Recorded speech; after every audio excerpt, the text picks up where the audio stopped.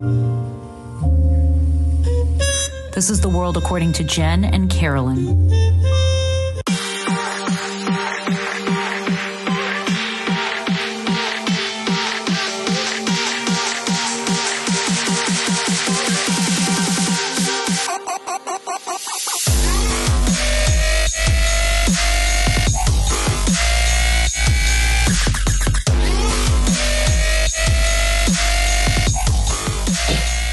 How's it going?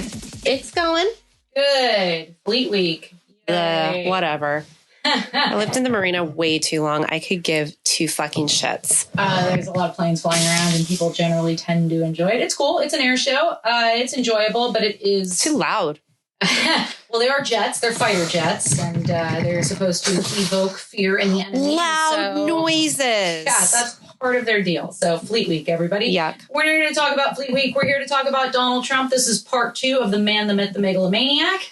Today, we're going to be focusing on his followers, not exclusively. We're going to talk about his indictments. We're going to talk about his charges. But we really want to understand, we have this basic burning question. Is Donald Trump a cult leader? And are his followers members of a cult? Yes. So let's jump right into this. If you have not listened to part 1, do it now. That's when we covered Trump's childhood, his mental health, his rise from real estate mogul, reality star to president, and his most egregious and unsettling acts before, during, and after his presidency. All right, so part 2, we are jumping in to January 6th, which is a very, very heavy topic, heavy time. We're going to do a little recap. It's burned in my memory. I'm sure it is in yours, Carolyn. But in case anybody needs a recap, the History Channel is going to provide us one. So on the afternoon of January 6th, a mob of President Donald Trump's supporters descended on the U.S. Capitol, attempting to interfere with the certification of electoral votes for the 2020 presidential election. Now, Trump claimed the election, there was fraud, and called on Vice President Mike Pence to overturn the 2020 election results, but he refused. And Mike Pence said, nope, I'm not going to stand in the way of certifying certain electoral votes. No. The rioters descended on the Capitol and police force, and they ransacked the entire thing, destroying property and sending members of Congress and their staff into hiding offices and bunkers. You know, hang Nancy Pelosi, people walking around with fucking nooses. Well, hang Mike Pence, they were shouting. Yeah. How quickly the tides turned on that guy. Oh, yeah. Well, he didn't listen to their demagogues. No. So, a protester who was shot by police died, and approximately 140 members of law enforcement were assaulted. I thought Blue Lives Mattered to these people. I guess not. So, by 2 p.m., the rioters broke through the police barricades. The mob entered the Capitol building, with some people smashing through windows and doors. I'm sure you all have seen the images. They are certainly, as I said, burned in my brain. Whoa. For several hours, rioters looted and ransacked congressional offices, including the office of House Speaker Nancy Pelosi. They invaded the Senate chamber and posed for pictures. Cute, real cute. President Trump, who was in the White House, posted a video message on social media in which he repeated his false claims of election fraud, but told his supporters to go home in peace. Right. And there was no election fraud. There wasn't. They've looked at all these different votes by state. Right. Didn't happen. No, it absolutely didn't. It was a very thorough investigation. And William Barr was like, absolutely not. So 1 week later, President Trump was actually impeached for an incitement of insurrection. 10 House Republicans joined Democrats in voting in favor of impeachment. Trump was found not guilty in the Senate trial, though 7 Republican senators joined Democrats in voting to convict. Yay. As of December 2023, about 1,240 people have been arrested in connection with the attack, making it the U.S. Justice Department's largest criminal investigation in history. Let's talk about who these weirdos are, because as far as I'm concerned, these are deplorables. These are the deplorables, the basket of deplorables that Hillary was talking about. And I'm not going to mince words. These people are absolute trash. So who are these key players? We have Stuart Rhodes, the eye patch guy. Now, we've talked about him a bit on this show. I think it might have been in the NFL sports episode where we were talking about power and control and how it's really difficult to leave abusive men. And I think we talked about it because Bill and I had just watched a documentary focused on this guy and how his family lived in absolute fear of him because he was an abusive asshole. He's the guy with the eye patch, Stuart Rhodes. He is a far-right Oath Keeper founder. Prosecutors said that Rhodes, 58, was the mastermind behind a plot to keep Trump in power after he lost the 2020 election, marshaling dozens of followers across the country to descend on Washington on January 6th. He got 18 years in prison for sedition and acts of terrorism. Awesome. Yay. Then we have Peter Schwartz. Prosecutors said that Schwartz, a 49-year-old Pennsylvania welder, enabled hundreds of rioters to impede officers when he threw a folding chair, at police near the Capitol Lower West Terrace. Then he seized a police duffel bag full of pepper spray canisters and handed them out to others in the mob, including his wife, so they can be used against officers. Pause. So this dude, total piece of shit. He got 14 years and 2 months in prison. Awesome. Thomas Webster, former New York City police officer and Marine Corps veteran, was sentenced to 10 years in prison, plus 3 years of supervised release for swinging a metal flagpole at police before tackling one officer and yanking his gas mask off. You all saw this fucking winner in the videos. Yeah, everybody saw this dumb shit swinging a metal flagpole at cops. Awesome. There's a guy named Albuquerque Cosperhead. I guess that's his name. I don't know. He dragged a cop, a Metropolitan Police officer, Michael Fannin, into the mob of rioters, admitted he grabbed him around the neck and told the crowd around him, "I got one." Then he forcibly hauled this poor police officer down the Capitol steps into the mob, where it's so disgusting. Wow. This poor officer was beaten, kicked, robbed of his badge and radio, and attacked with a stun gun. Wow. Awesome. This guy got 90 months in prison for what he did to this officer. I know, it seems like it should be a lot more. Then we have Richard Barnett. He was photographed, this fucking winner, oh my God, with his foot on the desk in Pelosi's office, on her desk, during the violence at the Capitol. Charges include obstructing an official proceeding, entering the Capitol while armed with a deadly or dangerous weapon, a stun gun, and theft of government property. This dude stole a piece of government mail. No idea what he actually took. He got 54 months in prison. All right, this guy's my favorite. He has become kind of the de facto poster child for this insurrection. We're talking about the QAnon shaman, Jacob Anthony Chansley. He's a self-described shaman and a follower of the QAnon conspiracy theory. He's one of the most recognizable January 6th rioters, thanks to viral photographs of his outlandish getup. Yeah. According to court documents, he confessed to federal agents that he was the man photographed in former Vice President Mike Pence's chair on the Senate dais with his face painted, wearing a horned headdress and no shirt. Awesome. He got 41 months in prison. Now, Carolyn, God help us all. What in the name of God were the people thinking? I don't know if I want to know, if I want to focus on mob mentality or cult thinking. I don't know. Do whatever you want with this den of fucking weirdos. Yeah, I mean, I think we all kind of want, and again, I'm laughing awkwardly because this was a really tragic thing that happened. I think anyone like or dislike our government, we're a democracy, we are a country, and these are, that'd be like going in a Catholic church and pissing on the cross. Like there's just certain things that are sort of pomp and circumstance you don't do. Right. And so, we're talking about what's their motivation, what was the emotion, but I like some of the podcasts and research that I've been listening to about sort of the cruelty of this group as a whole and the nihilistic attitudes they have. I've heard things, they're dumb, they're loud, they're easily manipulated. I don't want to be one of the same people who is name calling as well, though, because I believe that no one is born that way. Something has happened to these people. I'll be that person. Okay. All right. Go for it. Well, but again, we're talking about authoritarianism, and you can't, the MAGA personality disorder, which is not in the DSM-5, but maybe 6. Maybe DSM-6 might have this. Actually, I agree with you. It probably should. We're talking about something called the shared psychosis of Donald Trump and his loyalists. And that is not just a true statement. That is a great title from Scientific American, an article from 2021. I loved reading this article because it actually had an interview, like I said, from episode 1 of part 1, my new favorite female scientist, And since discovering Ann Burgess, Bandy Lee. Does she go by Bandy X Lee? Bandy X Lee. Dude, I love her. I just love her. I just love her. I'm buying you her book. I just think she's going to be,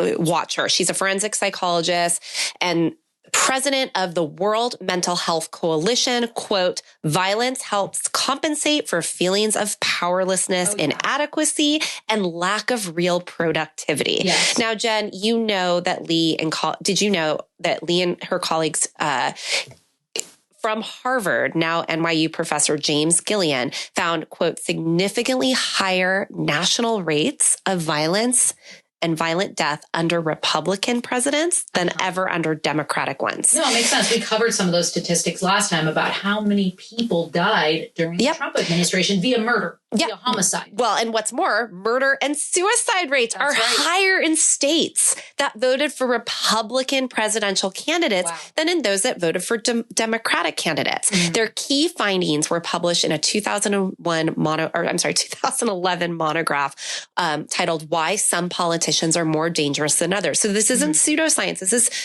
taking facts about rates of homicide that we calculate and, you know, when the timing of these things are. And ever since that turd came down the golden elevator to announce his desire to run escalator. Sorry, I'm all over the place today. I'm still drinking my coffee here.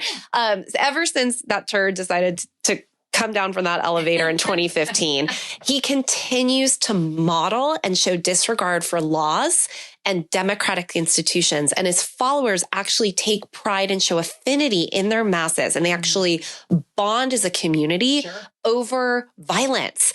And they're just like this group of, I kind of define them as like prepubescent derelicts. See, when you talk about understanding why they do the things that they do, I'm with you on that. But I can hold two things simultaneously. I can say these people are pieces of shit.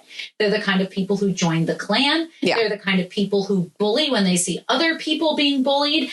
They're easily led, and they do violent, terrible things. And they want, similar to Trump, they don't think they want laws, but they don't want to be held accountable to them. But they think that people who aren't like them should be held accountable to those same laws. So it's, I also think there's an area too of wanting, when we talk about them as cult followers, are they victims? I don't think so. I think they are blindly sheeple following. A 2016 study found that, quote, the racial and ethnic isolations of whites in the zip code level that people define themselves as MAGA supporters, that's a strong predictor. I've also heard other people say economic differences, but when you actually look at the data, do you know that the average Trump supporters median mean income is? What? It's about $82,000. Okay. So for the rest of the country outside of San Francisco, that's decent. That's pretty good. Yeah, right. I was going to say that's less than what I make, and you know, but they tend to be older adults, whites. They tend to be pretty, I would say, upper middle class, maybe even higher. So I don't think that minority kind of like, well, they're not getting the same, they're deprived of economics. That's not necessarily true. And they're also not all white. The majority of them, yes. That's what's confusing to me. Figures, I can't remember which one of the assholes that I named, possibly. I believe he's a Latino man. Which makes no sense to me. I know. The dissonance, right? Like the supporters not even supporting things that benefit them. Anyway, so a 2017 review paper in the Journal of Social and Political Psychology by psychologist and UC Santa Cruz professor Thomas Pettigrew found a direct link between national collective narcissism and support for Trump, which we talked about last time. And a 2016 survey of 406 U.S. adults found that those who scored high on authoritarian values were more likely to vote for Trump. Did you ever have to read the 1950 authoritarian personality book? No. By someone named Bob Altmaier talks about this more now. It was written by 4 UC Berkeley professors. They came up with the F scale. F is for fascist, which I thought was very cool. It's basically 9 predictors, 9 traits. One of the biggest indicators is your childhood experiences, which again, we talked about that last time. But Lee and all these groups of Bandy Lee and all these groups of psychologists, psychiatrists, other specialists, not only are they questioning Trump, but they really are looking at the supporter and what really emotionally drives them. And yeah, she talks about this sort of narcissistic symbiosis with Trump, but also a shared psychosis that people who didn't have this level of behavior prior now have adopted. It's that kind of group mentality.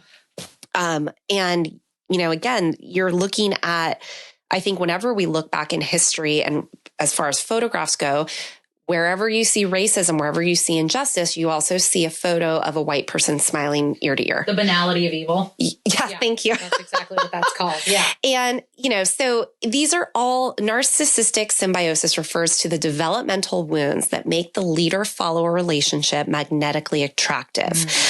She wrote something called Profile of a Nation. She outlines these 2 emotional drives. The leader's hungry for adulation, that's Trump, to compensate for their inner lack of self-worth, that's Trump, projects grandiose omnipotence, that's the narcissism you're seeing. Yep. Their followers are rendered needy by societal stress, which I do think is true, and possibly economic stress, although that's been debunked somewhat, or developmental injury, yes, yearn for a parental figure.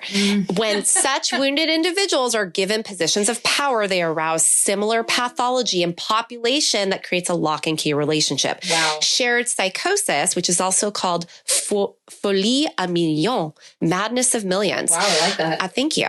When occurring at a national level or induced delusions refers to the infectious, severe symptoms that go beyond ordinary group psychology. When a highly symptomatic individual is placed in an influential position, the person's symptoms can spread through the population through emotional bonding, which we talked about in our last episode. Trump has that. Yep. And heightened existing pathologies, which I would agree, inducing delusions, paranoia, a propensity for violence, and even, like I said, even in previously healthy individuals, the treatment is removal of exposure. Yeah. Well, that's not happening.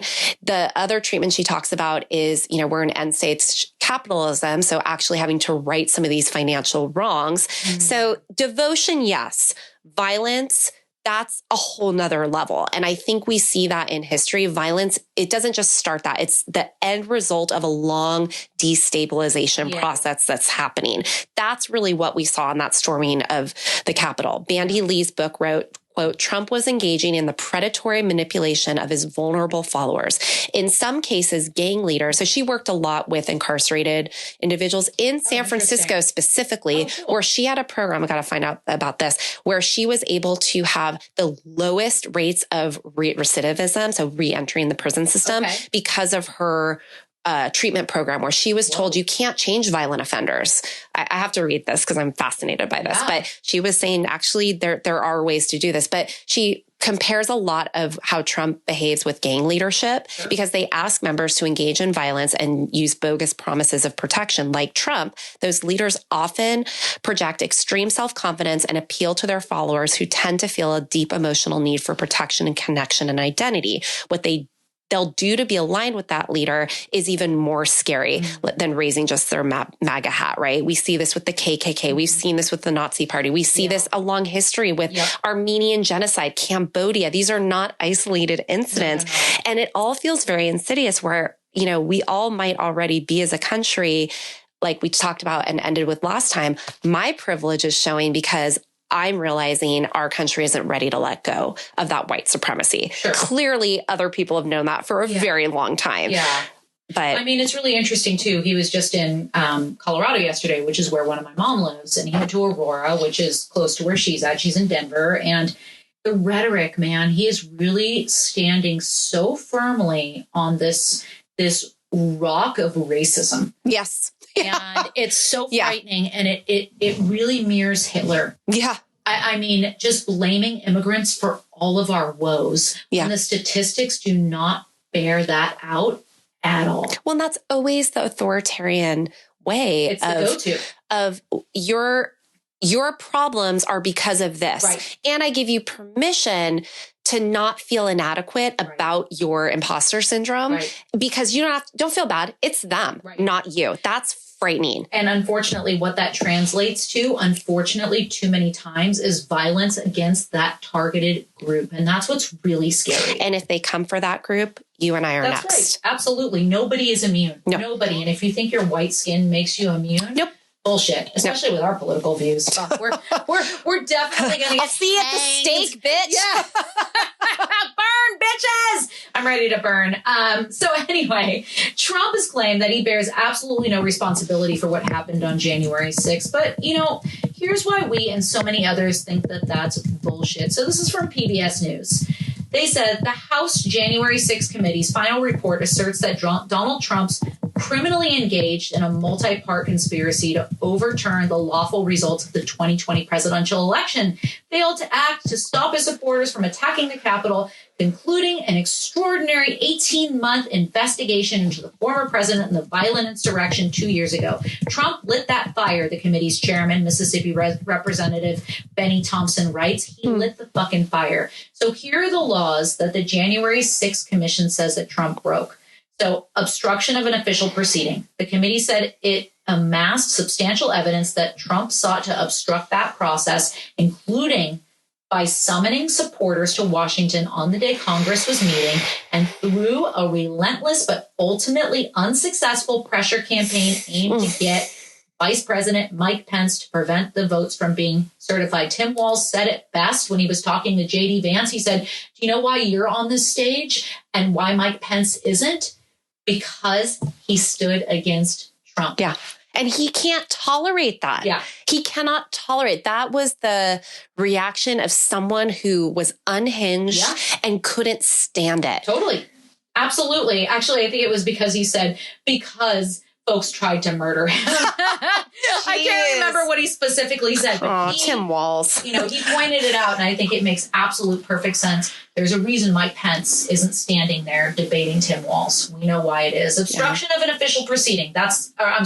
Conspiracy to defraud the United States. That's number 2, according to the January 6th Commission. This is a general statute that makes it a crime to work with someone else to carry out fraud against the U.S. The committee says Trump did exactly that by trying to obstruct the certification of the election, despite being told by aides that there was no fraud that could have affected the outcome. By angrily beseeching Pence to delay that certification, even though he was told there was no legal basis to do so. I don't think he likes hearing no. He doesn't like hearing no. He's a child. Yeah. He's an absolute child. Yeah. So, and, I saw the same thing with my bio mom being, severely abused as a child, developing borderline personality disorder, and really, emotionally speaking, not maturing past the age of maybe 16 or 17. You can tell by the way she handled conflict that she had not matured past a certain point. And I think Trump is in that same boat. So, but to the most profound levels that we've ever, well, not you and I have seen, but not what we've read about. I've read about it in our lifetime. Yeah. So conspiracy to make false statement. This is the other one. This statute touches on conduct that the Justice Department is already known to be investigating, an alleged scheme by Trump allies to submit fake electors in battleground states won by Biden as a way to obstruct the certification of the results and invalidate Biden's victory. Those electors signed patently false certifications, the committee says, and the panel maintains it has evidence Trump was a participant in the scheme. Okay, last one. So, inciting or aiding insurrection. The inclusion of the statute represents an attempt by the committee to hold Trump accountable for the riot itself, not only for his actions, but for his inaction, too. Under the statute, Trump need not have coordinated with supporters to carry out rebellion. Instead, one could violate the statute simply by aiding an insurrection or giving comfort to those actually participating in that. So, Trump is currently facing and has been found guilty in 4 different indictments, including those associated with the January 6th riot.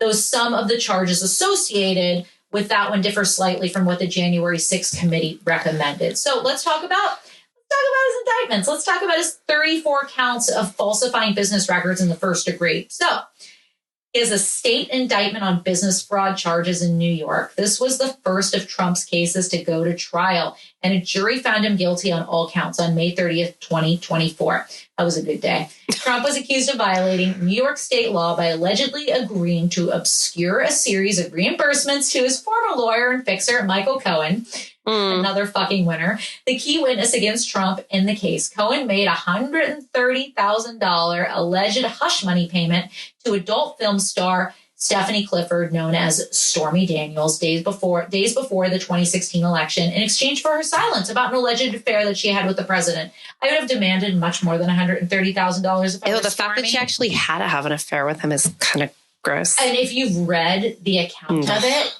it's disgusting. Yeah. And she also is the first to point out his obsession with sharks or his extreme fear of sharks. Weird. What? Fucking weird. Yeah. He's super afraid of sharks, apparently. Cool. Yeah. Why aren't we using that? I know. This should be on a shirt. I don't want pussy hats. I want fucking sharks. Yeah, dude, I need this. So he was found guilty, as I said, 34 counts of falsifying business records in the first degree. So then he has a federal indictment on classified documents charges in Florida. Trump was accused of keeping classified documents after leaving the White House and storing them in various locations at Mar-a-Lago, including a ballroom, a bathroom and shower, an office space, his bedroom, and a storage room, according to the indictment. He's also accused of a scheme to conceal that he had kept those documents. Trump denied wrongdoing. Now, I had read, and I'm not for sure, that he had tried to flush them down the toilet. Why do you keep documents? It's called burning things. Don't these people know how to not get caught? Right? Flush it down the toilet like my weed when I was 14. Seriously. What the fuck? You don't even know how to be a criminal correctly. No, terrible. God. Terrible criminal. The gang who can't shoot straight, my criminal justice teacher used to say when he would describe scenarios involving dumb criminals. So in July, Judge Eileen Cannon dismissed the case. I'm not sure, but Trump could have appointed her. I think he appointed her, writing that special counsel Jack Smith, who brought the charges, was unlawfully funded and appointed. Smith's office appealed her decision, writing that it deviated from legal precedent and took inadequate account of history. Almost positive that she was put in her seat by Trump. So charges, 40 counts in all, 40. Federal indictment in 2020 election interference case. All right, so Trump is accused of participating in a scheme to interfere with a peaceful transfer of power. We know that. So Trump denies wrongdoing. He's always denied wrongdoing. So here are the actual counts that he is being charged with, largely based on the January 6th committee's recommendation, but I think they differ ever so slightly. So the 4 total counts are conspiracy to defraud the U.S., conspiracy to obstruct an official proceeding, obstruction of an attempt to obstruct an official proceeding, and conspiracy against rights. So state indictment in 2020 election interference case in Fulton County, Georgia. This is yet another one. This is where this dumb motherfucker is being charged. Trump and 18 others, actually. I think Giuliani's a part of this one, too. They're being charged under Georgia's racketeering influence in corrupt organizations, or RICO law, of coordinating an effort to thwart proper certification of the state's 2020 presidential election, which Biden won. So this investigation was launched after an infamous recorded phone call to Georgia Secretary of State Brad Raffensperger on January 2nd, 2021, where he tells him, I'm sure many of you have heard this call, you need to find the 11,780 votes. Find them. What does that mean? What, find are them? they? Where are they? Are they Go under to the somebody's treasure map. mattress? Dora the Explorer. X marks the spot, bitch. So, Carolyn, I've seen bumper stickers actually in a car that parks in the same lot that I park. Yeah. A bumper sticker that says, I'm voting for the felon. Ironically, that car also bears a Union sticker. Again, snail having salt fantasies. Anyway, a lot of Republican ideology is based on respect for law and order. Why does this not seem to apply when it comes to this old white man? I think I just answered my own question. Yeah. Please. Yeah, you did. That is his MO, and that is also what he's promising, but I don't really think providing for his constituents, right? He himself said before he won the presidential election, I could stand in the middle of Fifth Avenue and shoot somebody and I wouldn't lose voters. And he's caught on tape saying, when you're a star, they let you do it. You can do anything. Grab them by the pussy. Yeah. Remember when all you had to do was spell potato wrong as a Republican to lose the trust of a voter, Jen? Well, Trump has the audacity to make 80s kids nostalgic for the days of Dan Quayle and Ross Perot. Yeah. That was about as weird as it got. It was Dan Quayle, not Ross Perot. I don't think Ross Perot was that stupid. Dan was the one that Dan was the one who did the potato. Ross Perot was like kind of like the first like weird billionaire though. He was an independent. And was he independent? Okay, he wasn't even a Republican. He actually garnered quite a few votes. He did. Ended up winning. Yeah, because he's Clinton. I don't want to say thankfully because I have issues with Clinton. But anyway, go on, please. But again, in all seriousness, because this is literally life or death to many. And like you said, while we may be protected now, I don't think that's going to last because you and I are minorities in the sense that we are women, we are liberal, and we're probably witches. So, we're definitely witches. Again, Trump's insightful speech on the afternoon of January 6th reminds me again of Bandy Lee and the violent offenders she had to spend time with. Sorry, I think I reposted something, but she said in order to gain, so I talked about the gang members, in order to gain acceptance, some members of gangs are required to perform an initiation rite, say rob a store, whatever. That's probably the least violent thing they have to do. Yeah. And by telling his supporters that they wouldn't have a country anymore unless they were willing to, quote, fight like hell, Trump was challenging them to prove both their patriotism and their loyalty to him and engage in violence. He's kind of playing on that father figure role that I think I'm projecting. Possibly many of them had none of, or so they've got some daddy wounds. I don't know. But what's more surprising is, again, given this mental pathology and really criminal madness, that he has no remorse for fermenting their instruction. And again, that's his sort of like, it doesn't apply to me. Right. And Freud once remarked that no one feels as guilty as saints. And Bandy Lee says, I have found that no one feels as innocent as criminals. She says, perpetrators of violence, even convicted of murders, often feel like victims. They tend to think their behavior, no matter how egregious, was warranted and reasonable. And let's talk about that authoritarian personality. They usually are aggressive. This is, again, from that 1950s book on authoritative personality. Just, to Bob Altmaier, I named him. He's a Canadian psychologist who produced the right-wing authoritarian scale. Have you ever heard of that? No, that sounds very cool. Yeah. And like I said, the fascist scale, which just sounds cool too, or it sounds terrible, but, not cool. There's these 9 traits. They're sort of subjective to authoritarian. Even though they're being told not to believe everything they're told, they'll believe what the person telling them. So this is where we're getting to that cult mentality. They're aggressive. They typically support traditional values. But again, there's an inherent privilege within that because what's that mean? Right. Those are not my traditional values by any means. They also have mental rigidity, productivity, they engage in stereotypical thinking. Mental rigidity, unwillingness to change one's beliefs. Yeah. It's similar to cognitive dissonance. Like the more, and that's why, have you ever had to have an argument, or have you ever tried to engage with a Trump supporter and have any? You don't get any traction because they think that the facts that you are giving them are made up. Yeah. They're alternative facts. They're conspiracy theories.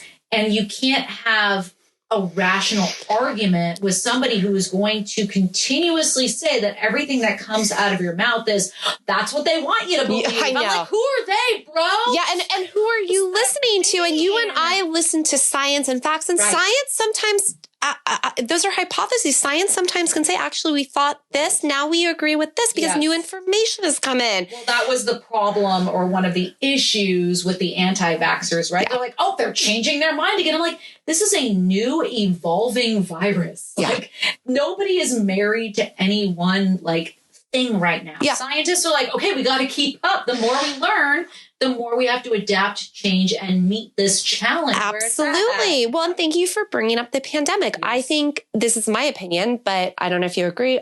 Look at the power. When Trump allegedly got shot, look at how many people were walking around with bandages on their ear in solidarity. Yeah. All he had to do was wear a mask. Oh, I know. All he had to do is wear a mask. That's how sheeple his people are. Right.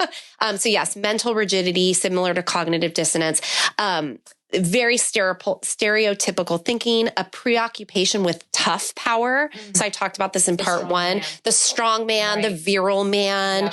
Yep. Similar, they have a fear of human nature. Which is ironic because they're humans, and they're also, but they're better than humans because they're higher level humans than lower. There's a hierarchy. Oh, no. They're fucking Darwinism That's shit. Irony that they think they're the higher level evolved human. Yeah, I agree. This I thought was really interesting too. In the study, they found they often have sexual inhibition. They're kind of just weird about sex, which like kind of repressed does track, right? Okay, yeah. And it's whatever the next thing was, and they project their universal feelings onto others. Okay. And the reason why you can't and they prove their own point, because in order to be open to new ideas and in order to have discourse and dialogue, which is really, I think, what our democracy is based off of, you have to have self-awareness. Right. They aren't self-aware, and therefore they're not self-reflective. Mm-hmm. They're not philosophical. They're following a leader. Yeah. And when he says jump, they go, okay. Right. And let's also talk about that violence in community. Yeah. That's a huge piece of this. So we've got, the cognitive dissonance. That's when I could keep telling you, but if it's ingrained in your belief system, you're not going to change your mind. Right. Confirmation bias. We've talked about that before. The backfire effect. All these different things that we see in this type of autocratic extreme narcissism and bonding over violence. Yeah. And these are the personality traits of these supporters. They have that group mentality, but it goes beyond that because they actually enjoy violence. You think about Christine Blasey Ford, who came up and said, my hippocampus remembers people laughing at me. Or remembers these two individuals, one of which is our Supreme Court justice, laughing at me. And then Trump goes and makes fun of her. And the group laughs. Yeah. I forget who the individual is. I believe it's a reporter who he mocked him and made, really just gross gestures. Mocked her. Thank you. About, just anything that a woman does, anything that someone who's got any disabilities does, anyone who's transgender, anyone who's different than a white Christian male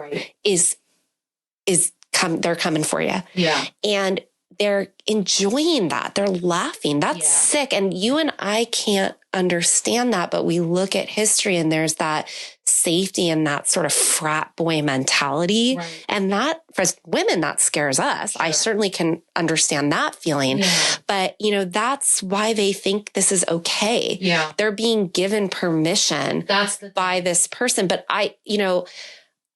I remember being a mean girl for a period when I was much younger, and I didn't feel good about it. No. I remember feeling bad about it at the time and going, ooh, this doesn't feel good. I still feel bad about it. Sure. We made fun of a girl at camp for drawing pictures. Made fun of her on the school bus. I know. We're like, what a nerd. But that's the part of me where I don't understand but they're being told that they're mocking people who are subhuman. Yeah, I think that plays a big part. And back to the initial question, I've also heard his followers equate him with Jesus Christ. Yes. And it's like, oh, Jesus was persecuted. Yeah. The laws were unjust and should not have applied to Jesus. And Jesus violating those laws was essential. Which isn't what Jesus stood for either. So it's not. It doesn't make any sense. And I'll go back to something you had said to me before of, yes, there's always been that mentality, but there's also been the people who helped with the Underground Railroad. Right. There's also people who stood on the side of good. And so it's not everybody. Right. But it does feel scarily the majority right now. Well, yeah, and that's the unfortunate part. And it does take fortitude to stand up in the face of injustice, especially when it seems like everybody is going in that direction, which isn't the case here. Everybody is not going in that direction. Let me remind you yet again that when Trump and Hillary ran against one another, Hillary won the popular vote by almost 3 million votes. So please, like, don't get the Electoral College twisted with representing what the majority wants. And we're going to cover the Electoral College in an upcoming episode because we think it's really important to talk about its origin and untangle, some of the rhetoric associated with its validity and question whether or not there's actually value in it in this day and age. Because ironically, and we'll talk about it, the founding fathers were concerned that direct democracy would lead to the support of someone exactly like Donald Trump. I shit you. Really? Not. Oh, I didn't know that. You not. They're worried. Anyway, I'm going to save that tidbit for when we cover the Electoral College. Okay. So our next question really is, and we keep alluding to this, is mega cult. Yes. The answer is yes. Spoiler alert. So we're seeing some very cult-like elements, both in the way that Trump as a leader behaves, as well as how his followers behave. Question, is it a legitimate cult? So author Stephen Hassan, who wrote a book called The Cult of Trump, a leading cult expert, explains how the president uses mind control. I think so. So the description of the book is, in The Cult of Trump, mind control and licensed mental health expert Stephen Hassan draws parallels between our current president, not our current president, this was written when he was president. I just had PTSD. Between Trump, there's some salt over your shoulder. Seriously, put me in a circle of salt. And people like Jim Jones, David Koresh, L. Ron Hubbard, and Sun Myung Moon, arguing that this presidency in many ways is like a destructive cult. He specifically details the ways in which people are influenced through an array of social psychology methods and how they become fiercely loyal and obedient. Pretty similar to what Carolyn just covered. So this is from a Scientific American article. We love Scientific American. This might be the same article that you referenced. So their devotion has religious parallels, as I said, as they consider their leader a savior with unique ability to protect society against internal or external threats. Trump has himself embraced such a status in relation to his followers in statements such as, I am your voice, and I alone can fix it, both of which he declared in the 2016 Republican convention. Yes. So Trump's followers are often referred to as a personality cult. Republican former Representative Liz Cheney lamented that her party had embraced Donald Trump, embraced his cult of personality after her 2022 defeat by a Trump-backed candidate. That's why Liz Cheney lost. Because she had the audacity, and I'm no fan of the Cheney family, but she showed incredible courage and fortitude in standing up to this motherfucker, and she lost her political skin for it. And I'm proud of her. I really am. And it just goes to show people like her and Mitt Romney and all these folks on the Republican side who said, you know what? I'm not going to be a fucking patsy. I'm not going to line up and suckle at the Trump teat. What took so long, though? I know. At what point, that's like, I don't know. I can't say shit because I feel like 20 years from now, people are going to be looking at this going like, why didn't people do more? Well, I think in retrospect, that's always the thinking when it comes to somebody like Trump. And God forbid he gets elected again, because I really feel like that is going to be the demise of our democracy and unfortunately of our planet. This isn't hyperbole. This isn't drama. This is what not just I believe, but actual experts believe. Who gives a shit about what Carolyn and I believe? There are people out there. I do. Somebody must, because I think we have some listeners. So, where was I? Okay, so personality cults are commonly associated with authoritarian systems where a strong leader sits atop a regime with strict control of public information. It may therefore seem surprising to find this level of loyalty to a former president in the U.S. However, we identify a group of cult-like Trump followers by their loyalty and personality characteristics. It really isn't that odd. So devoted support for Trump demonstrates how political behavior need not be based on policy preferences or ideology. There's actually a really interesting book called The Political Brain. I forgot who wrote it, but it talks about how people vote their emotions. Much less, their vote is much less tied to fact than it is to emotion. you know, and I see that all the time, even in local politics. If somebody doesn't like a local politician, it's because of something they didn't do for them or their community. If they like them, typically it's associated with something they did for them or for their community. What can you do for me? What have you done for me lately? So we suggest Trump's political success springs from this psychological wellspring.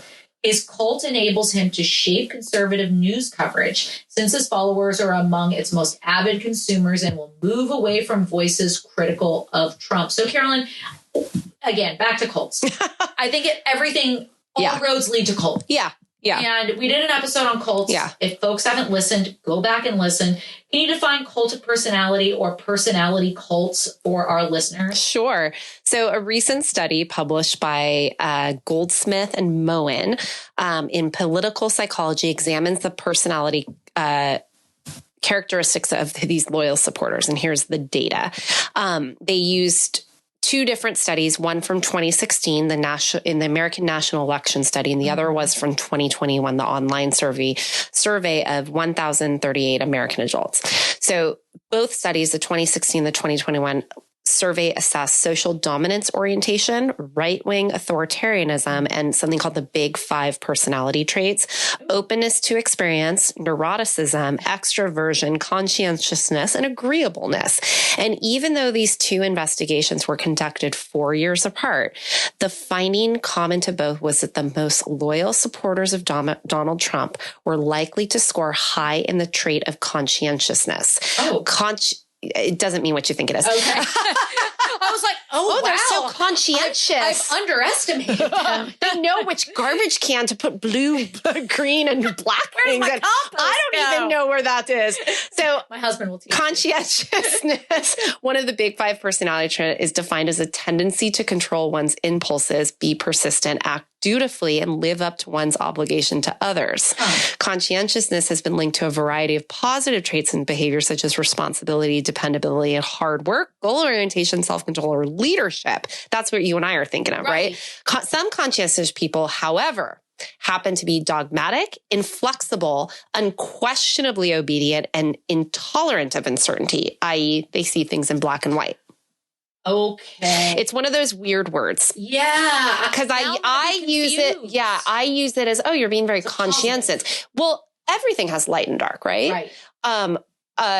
So you can, the very things that make someone conscientious can have a window of tolerance as well. Okay. Where if it goes beyond that, I don't know what the word is, but it's to a fault, right? It's sort of like being, I could be a perfectionist, but if I take it to the next level, then it's a fault. It's inflexibility, I think. Yes. Makes it problematic. Well, because you're coming into contact with their sense of self. Yeah. And they don't have one. Right. So if you pull that out, you're going to basically expose their narcissism. Well, it's interesting. I'm sorry, their sadness. Their sadness, yeah. I could see your narcissism from here. Deplorables. Your narcissism is showing.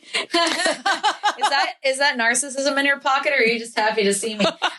What was I going to say? Oh, I know what I was going to say in reference to this. Mm-hmm. I am inflexible, and you are inflexible when it comes to, what did James Baldwin say? He's like, this is a paraphrase, you guys, but something along the lines of, we can have a difference of opinion as long as your beliefs aren't reflected in my oppression, essentially. Yeah. It's your right to throw your fist up ends at my nose. Right. Exactly. Right. Like it. And, again, call me inflexible, call me conscientious, but I don't think you should abuse children ever. Yeah. If you think you're never going to change my mind on that. If right. You think one of my best friends in the world is trans. If you think they don't have a right to exist, and I'm going to be pretty inflexible. I'm going to be inflexible on that. But actually, I would want to know why you think that. Well, I want to know why, but you're not going to change my mind. Yeah. No, this is a human being. Yeah. And so there are certain, but I feel and I know that my inflexibility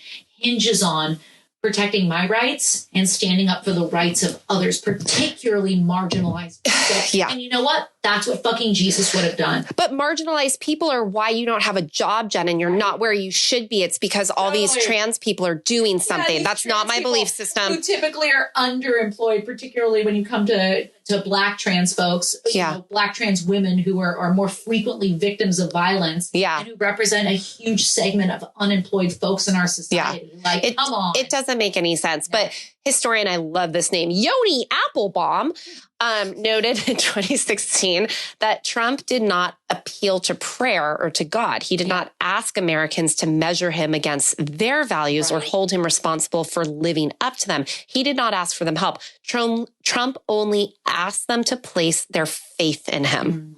Yikes.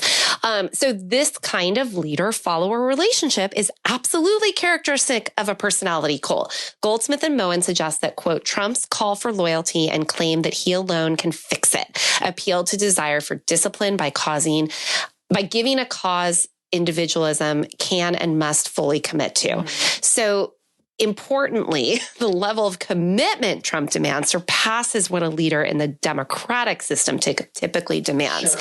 So he denigrates not only ideological and electoral opponents, but also those who might share power or authority with his ideological and political cohort. And this is a quote. I'm assuming I quoted that from.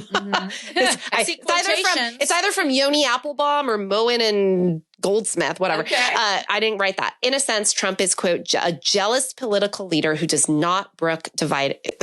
I don't know what I wrote there. No. This was late at night. He doesn't like shared loyalty. You have to be loyal to him. But it does make me think about how we have a lot of compassion for victims of cults. We do. Where I don't feel that for the Trump folks. Why is that? I want to. And at the same time, they're not isolated for the most part. They have access to information. They're not in the same physical situation, I would say, as a lot of people who are in cults find themselves. It's intellectual. Right. But they have a lot of power. It's not like Jim Jones taking folks to, a secluded part of, I think, South or Central America, where they don't have access to any more information. We now live in the information age. And I know it can be difficult for some to parse out what is fact and what is fiction on the internet. Yeah. And that is a failure of our schools. But we're not going to talk about that. Well, but I think it's a deliberate failure to an extent. You're bringing up, I think, to what do we commonly see in the children of cult followers? Right.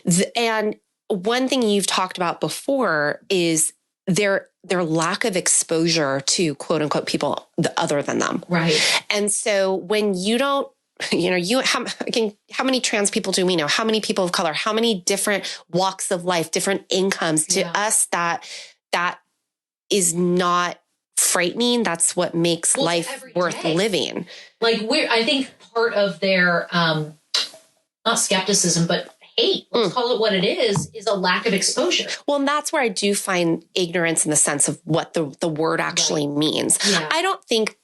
I think they're choosing to be unintelligent. Right. But and I'm being very, am I being bipartisan? Am I being kind?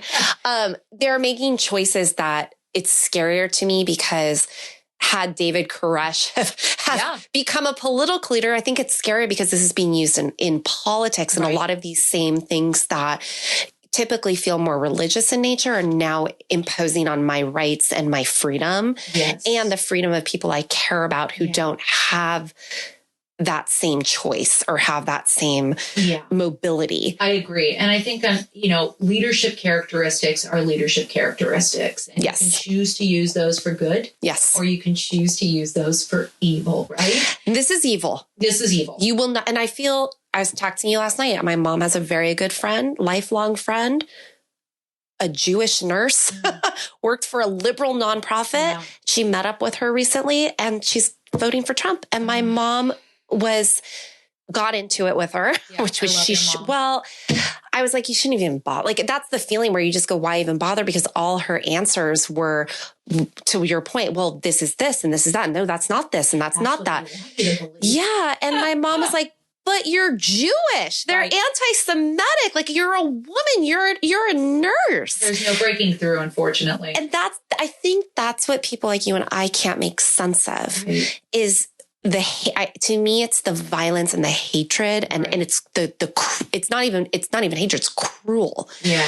It's one of the most profound experiences I ever had that this reminded me of was walking through. It was part of the African American Heritage Museum that was at the Natural History Museum in Chicago. And from start to finish, you basically walk through America's history and slavery, and halfway in between if you're a human with a heart, you're in tears, right, because you're seeing things. Right. You're seeing things and you're watching it. I don't understand. It boggles my mind how you can't see what's happening. I know. That your head is in the sand, or you're that egocentric that you think you're above that. Well, your entire entitlement belief system too. Yeah, entitlement, but your entitled belief system and your sense of superiority is inextricably linked to white supremacy.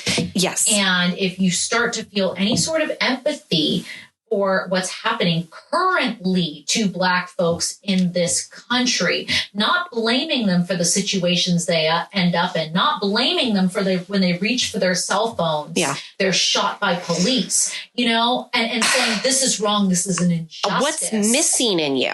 It is a lack. For me, I firmly believe to a large extent it is a lack of exposure.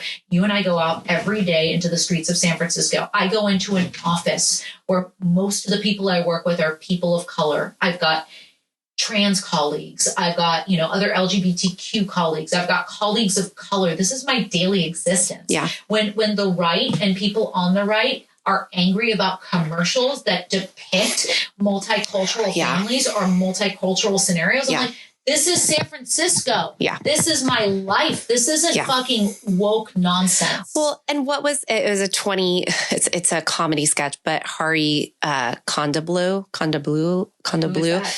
the 2042, the white minority, the whole world's going to be mixed.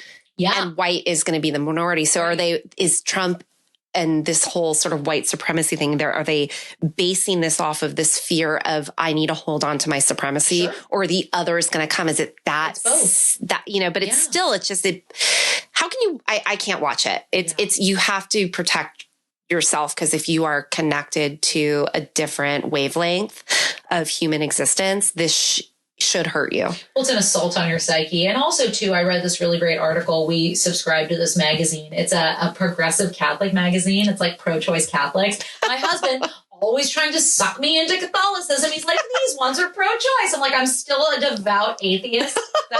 That's an oxymoron.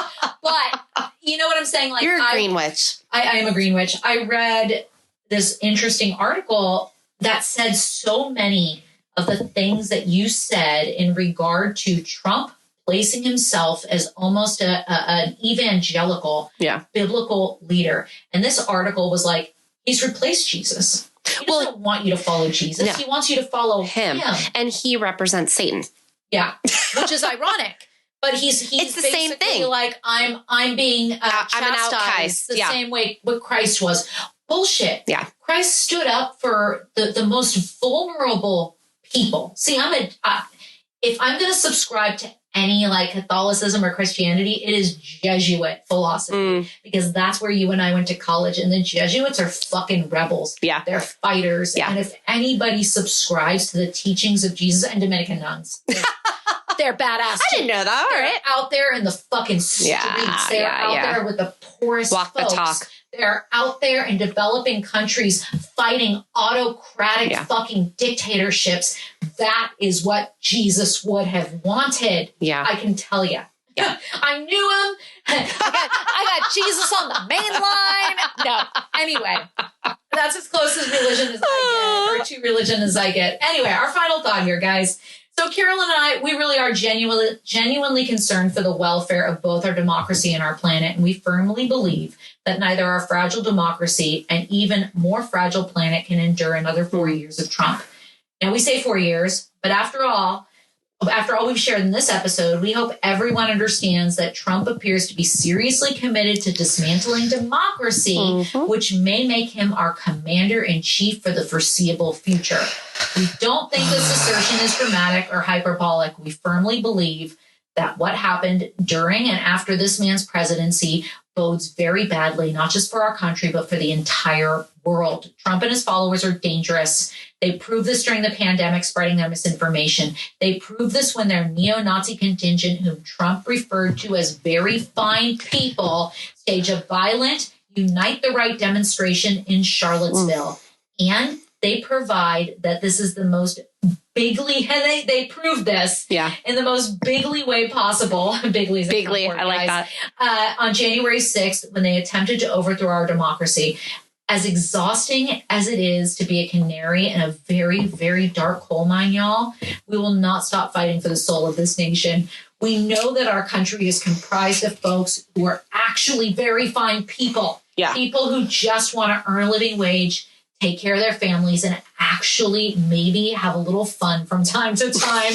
Keep pushing folks. Keep reminding people who think Trump is the answer to their prayers that Trump cares only about himself and staying out of prison. He doesn't give a shit about working people. He doesn't give a shit about the fate of the planet. And he sure as shit doesn't care about our democracy. Keep fighting, folks, and pray that in less than a month, it is Madam President.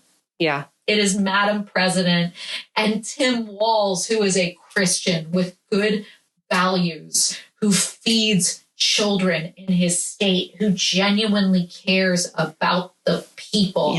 Kamala is a homegrown girl, baby. Whoa.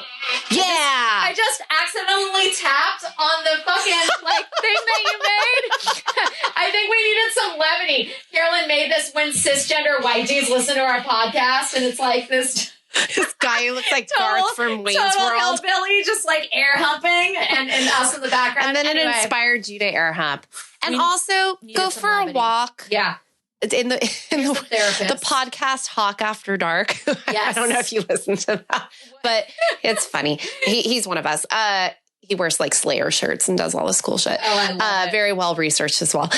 He suggested, put your hands in a stream, go look at a tree, go touch some dirt, y'all. It is therapeutic. Just love one another.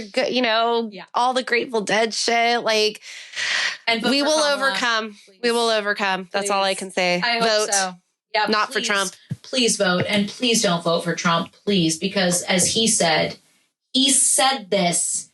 If you vote for me, it might be the last time you ever have to fucking vote. Remember this. And also remember that you can find us on YouTube, Apple, and Spotify, motherfucker. Nice plug. Nice segue. Yeah. All right, everybody. Bye. Thanks for listening. We'll see you next week. Word.